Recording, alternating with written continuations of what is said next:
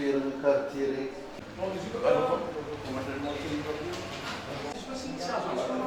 Ihany fa za efa midaky mihitsy zareo no tonga ihany koa. Fanomana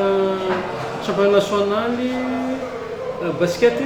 senior deuxième division N1B hommes et dames izy io izay atao amin'ny le 6 au 14 juillet 2024 ho avy. Isorana fa tegna nandeha anjara mahavita zegny ny olo jiaby mpivoty eo indrindra ny ity fikarakarana tamin'ny fikarakarana resaka infrastructure efa milamindamigny ma ny fikarakarana infrastructure eo koa ny resaka ity éclairage isorana manokana jirama fa tegna andray an-tagnana izy mikasiky ny éclairage dia resaka terrain koa ma isorana la commune fa andray an-tagnana surtout fanamboarana terrain-ny Diamanjary fa eto mbola magnentana fo atsika jiaby satria misy vahiny maromaro avy dia indra fa ny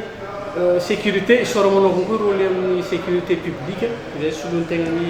police nationale to amin'izao satria maromaro vahiny ho avy volankotoiny dia tsara fa sécuriser ny tanàna misy atsika satria misy be manana ny lazany dia tsy dia tsara misy sanatria misy raha hafahafa mandalo mbola hivorona zay koa tsisy ny fisampona amin'ny le 4 juillet 2024 agnano état d'avancement nde zany nivorina jiaby teto resaka éclairage infrastructure ny fitsakagna ao amin'ny bac ao andavaniandro zany championnat national matetiky équipe 16 ny lehilahy eo amin'ny 16 koa ny viavy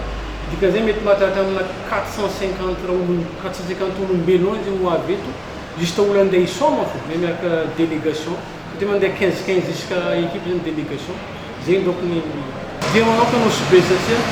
Nosbe zany isorana ny opérateur ny olo jiaby le mandeha an-tagnana resaka sport io satria Nosbe matetiky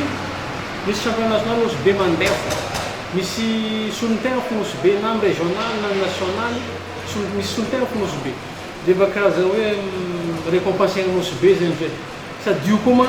agnisan'ny ny fidianan'olo atsika hoe aloha dianana ny championnat noho izy atao Nosbe dia zay zegny ny antony manokana.